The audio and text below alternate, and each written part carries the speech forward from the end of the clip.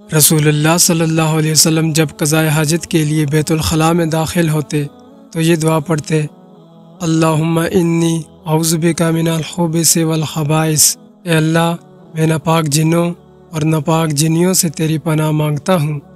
صحیح بخاری حدیث نمبر 142۔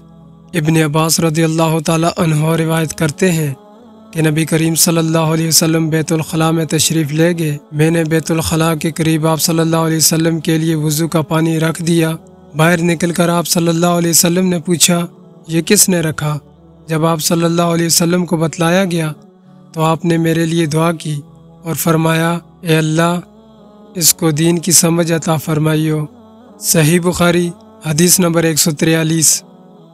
رسول اللہ صلی اللہ علیہ وسلم نے فرمایا کہ جب تم میں سے کوئی بیت الخلاء میں جائے تو قبلہ کی طرف منہ کرے، نہ اس کی طرف پشت کرے، بلکہ مشرق کی طرف منہ کر لو یا مغرب کی طرف۔ صحیح بخاری حدیث نمبر 144۔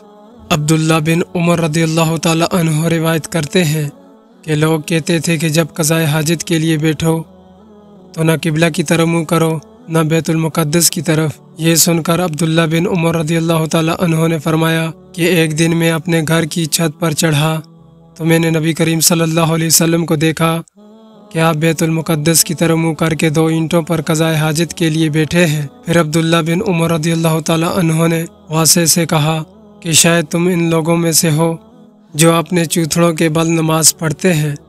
تب میں نے کہا، اللہ کی قسم میں نہیں جانتا کہ آپ کا مطلب کیا ہے۔ امام مالک رحمۃ اللہ نے کہا کہ عبداللہ بن عمر رضی اللہ تعالی عنہ نے اس سے وہ شخص مراد لیا جو نماز میں زمین سے اونچا نہ رہے، سجدے میں زمین سے چمٹ جائے۔ صحیح بخاری حدیث نمبر 145۔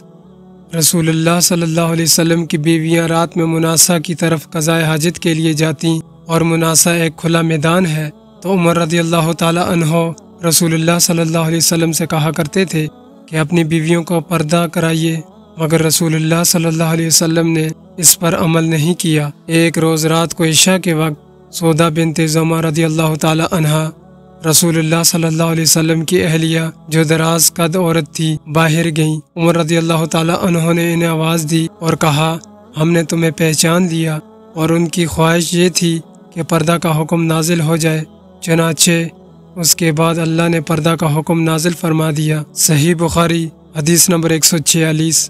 آپ صلی اللہ علیہ وسلم نے اپنی بیویوں سے فرمایا کہ تمہیں قضائے حاجت کے لیے باہر نکلنے کی اجازت ہے۔ ہشام کہتے ہیں کہ حاجت سے مراد پخانے کے لیے باہر جانا ہے۔ صحیح بخاری حدیث نمبر 147۔